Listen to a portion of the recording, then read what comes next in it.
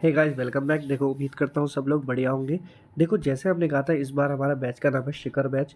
कब से स्टार्ट हो रहा है? 21 अप्रैल से आपका स्टार्ट हो रहा है। फ्री ऑफ कॉस्ट रहने वाला। यूट्यूब पे 1 रुपया नहीं देना। ये नहीं कि पर्टिकुलर किसी जगह करूँगा, नहीं। सारा कंटेंट आपका यही मिलेगा। बेस्ट कंटेंट मिलेगा, फ्री ऑफ कॉस्ट मिलेगा।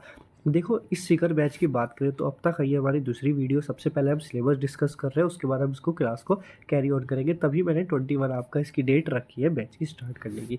देखो, मैथ का सिलेबस मैं ऑलरेडी डिस्कस कर चुका हूँ, जो एफकेट सीडीएस एसएससी यानी कि तीनों के लिए इंपॉर्टेंट था।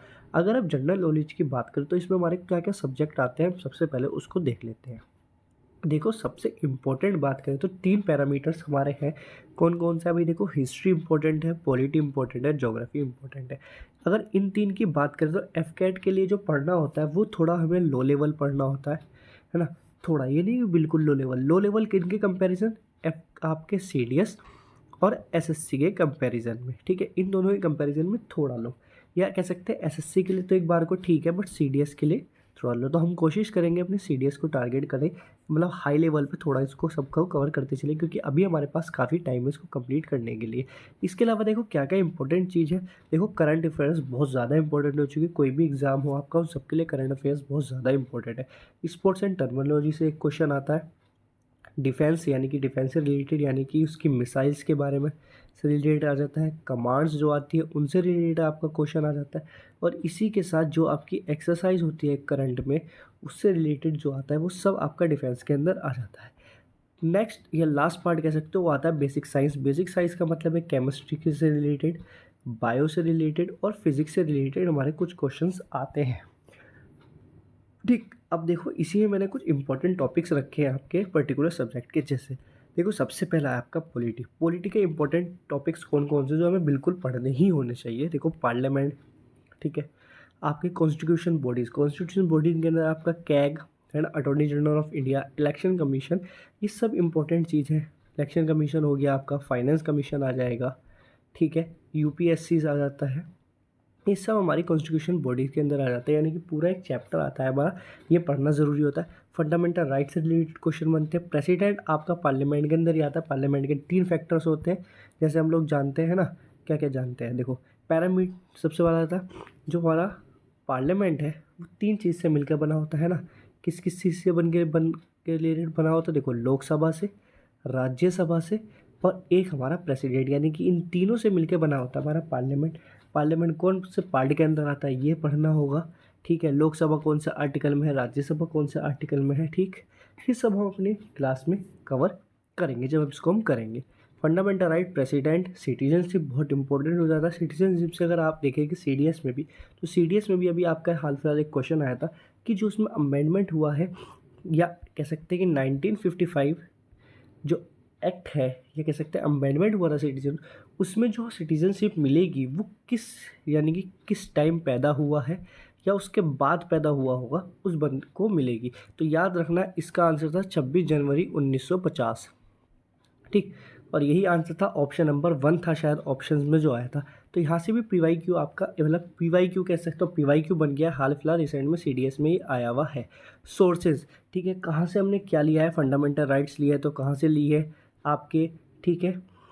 डायरेक्टिव प्रिंसिपल्स जो है वो लिए तो कहाँ से लिए? फंडामेंटल ड्यूटीज़ लिए तो कहाँ से लिए? कौन सी कम्युनिटी से आई है? ये सब इसी में देखो। सुप्रीम कोर्ट और हाई कोर्ट भी कर लेना इंपॉर्टेंट टॉपिक्स में। ये हमारे इंपॉर्टेंट टॉपिक्स आते हैं। देखो, ज्योग्राफी की बात करें कि ज्योग्राफी में क्या क्या इंपॉर्टेंट है, तो ज्योग्राफी में देखो, इंडियन ज्योग्राफी और फिजिकल ज्योग्राफी, ये दोनों बहुत इंपॉर्टेंट है। वर्ल्ड ज्योग्राफी की बात करें तो वर्ल्ड ज्योग्राफी से इतना हमारा रिलेटेड नहीं आता। वर्ल्ड ज्योग्राफी से जो इंपॉर्टेंट चीज़ों का हम उसको भी कवर करेंगे। देखो, इंडियन ज्योग्राफी की बात करेंगे तो पूरा इंडिया का पैरामीटर, उसकी नेबरिंग कंट्रीज़ क्या है, ये सब हमको पढ़ना होगा। फिजिकल की बात करेंगे तो उसके फिजिकल में यानी कि आपके अर्थक्वेक आ जाता है, वोल्केनोज आ जाता है, सॉइल आ जाती है, इसकी लेयर्स आ जाती है, क्रस्ट, मेंटल कोर, है ना।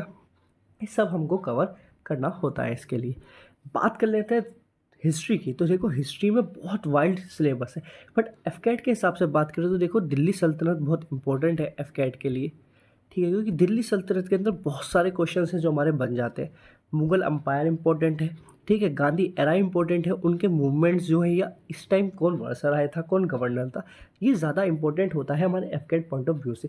अगर बात करें एशियंट की, तो एशियंट में हमारा सिर्फ ऋग्वेद, ठीक है, और बुद्धिज़्म और जैनिज़्म ये थोड़ा इंपॉर्टेंट हो जाता है एफ कैट के लिए, बहुत ज़्यादा डीप में नहीं पढ़ना होता है एफ कैट के लिए हमें। तो देखो ये था हमारा बेसिक सिलेबस। अब बात करने वाले देखो बैच तो शुरू हो रहा है, इस बैच में क्या-क्या मैं कवर कराने वाला हूँ।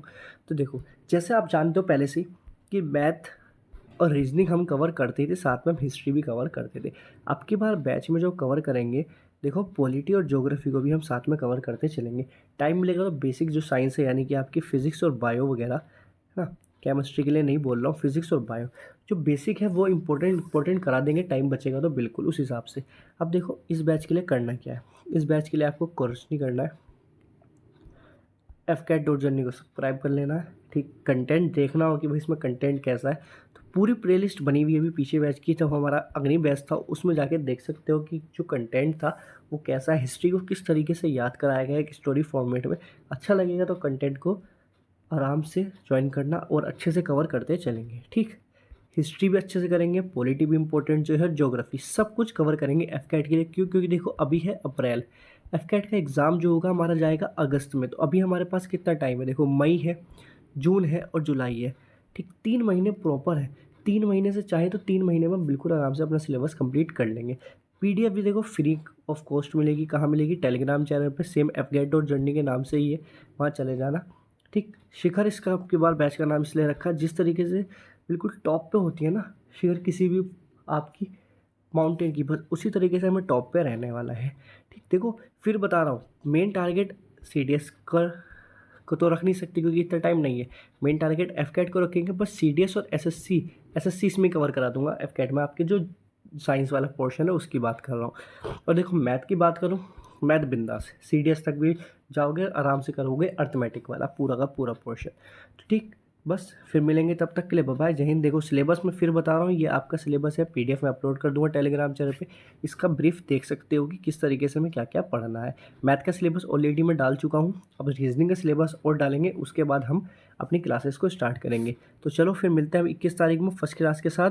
मुझे बता देना फर्स्ट क्लास कमेंट करके किसकी चाहिए, कि भाई मैथ की चाहते हो या रीजनिंग की चाहते हो। मेरे अकॉर्डिंग हम मैथ की रख लेंगे सबसे पहली क्लास, ठीक। फिर रीजनिंग और हिस्ट्री, पॉलिटी, ज्योग्राफी, इस तरीके से हम अपना शेड्यूल बना लेंगे और उसको फॉलो करेंगे। चलो फिर मिलते हैं नेक्स्ट क्लास में, तब तक के लिए बाय बाय, जय हिंद।